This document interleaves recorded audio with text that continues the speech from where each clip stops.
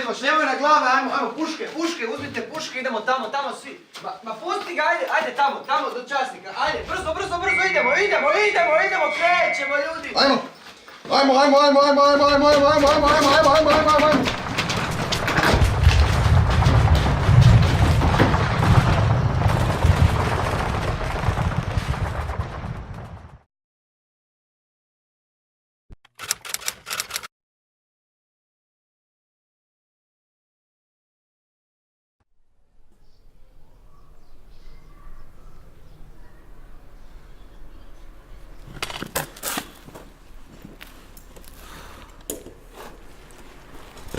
Šta misliš ti, Ivane?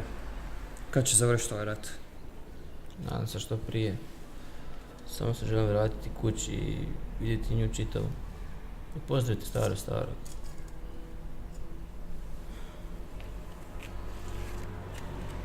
Gle, ovo je moj brat. Vidi, isti ste. Koliko godina ima? 6. A gdje je sad? Sa starcima na sjeveru zemlje. Daleko od ovoga svega. Kako su oni? A dobro, koliko god mogu biti. Stari je već bio u ratu, prošlom, pa ne baš išao ponovo. Kaže da još uvijek ošća prvi metak, kamo da ih primi još više. Kada njava život?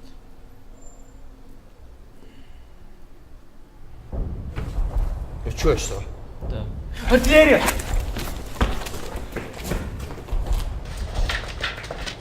Gospodine zapovjedniče, granati su počeli padati na grad. Čujem, čini se da je napad započeo.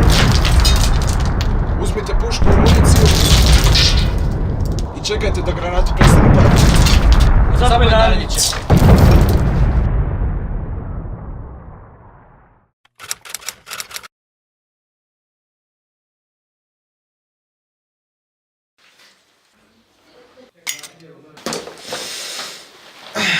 Šta misliš? Šta nam prolazi kroz glavu? Vjerojatno ništa. Kak ništa, jebote, pogledaj ga, bio je vani, Bog zna šta sam vidio. Pa upravo to. Ko zna šta je proživio vani, a sada ovdje može jednostavno se opustiti, razbisati misli i ne razmišljati o ničem. Ne razumijem. Vidiš kad si vani, moraš se stalno kretati, lijevo, desno, gore, dole. Kad god čuješ nekakav zvuk, naježiš se.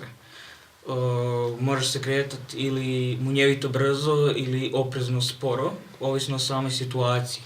A tu se nema o čemu brinuti, pa možeš i ne razmišljati o ničemu. Valjda me razumiješ. Strijelac. Drži ovu poruku. Od ključne važnosti da ju osobno dostaviš zapovjedniku vidi. Tamo prička njihov odgovor i donesi ga nazad. Razumijem, vodeći. Nek ti je sa srećom. Hvala lijepo, vodeći.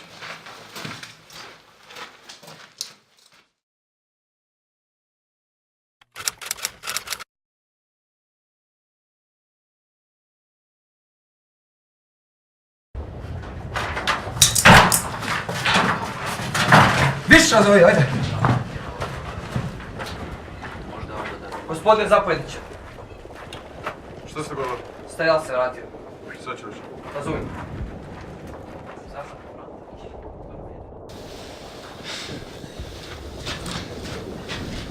Što se dogodilo?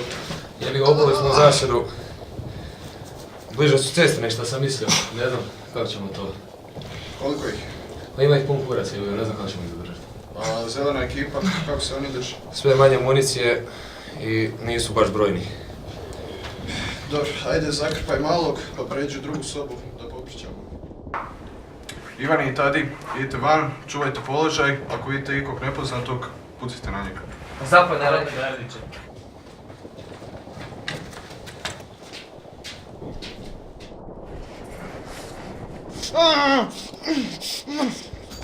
Evo ga, riješim. Strela, kad napad krene, koji je plan? Jebi ga, gledaj, ili ćemo pucat, ili dok ne ostanemo bez municije, ili dok ne pobijemo sve. Ajde, ti ga sad pripazi, ja idem do zapovjednika. Gospodine zapovjedniče. Miro Vojniće, ajde, uđi.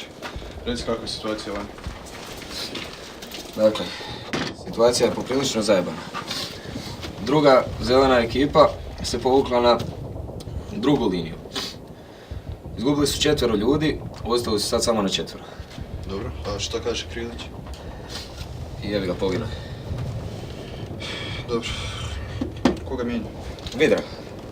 Vidra. I rekao mi je da bi, s obzirom na municiju i sve, u najboljem slučaju mogli izdurat još samo 1 dan ovdje i onda bi se morali povući na 3. liniju. Za to vrijeme sa istoka se probio neprijatelj i ukopali su se, ne vremo im ništa. Ali imaju kako teško naoružanje. Mirobacači i to ništa. Dobro, a mali, šta su? A zakrpao sam ga dobri. Ajde, dobro vijesti. Dobro. Ajde, odmori nakratko pa ću te poslat da pošalješ poruku u zeleni. Razumijem, gospodine zapovjedniče. Znači, plan je ovak. Zelena ekipa će se povući na 3. liniju, a mi ćemo preuzeti obranu ulice. Ali mi nemamo ni oružja ni streljiva za tako nešto, a o moralu da ni ne govorimo. Znam, ali morat ćemo se snaći. Ovako, spremit ćemo koktele i sakrit se u ovim kućama. I onda kada neprijatelj napadne, mi ćemo ih pogađati i zelena ekipa će doći sa strane i napasti ih iznenaditi. Ali to je preriskantan plan, jeste li sigurni da će to? Pa moli se Bogu da uspije, jer druga nema.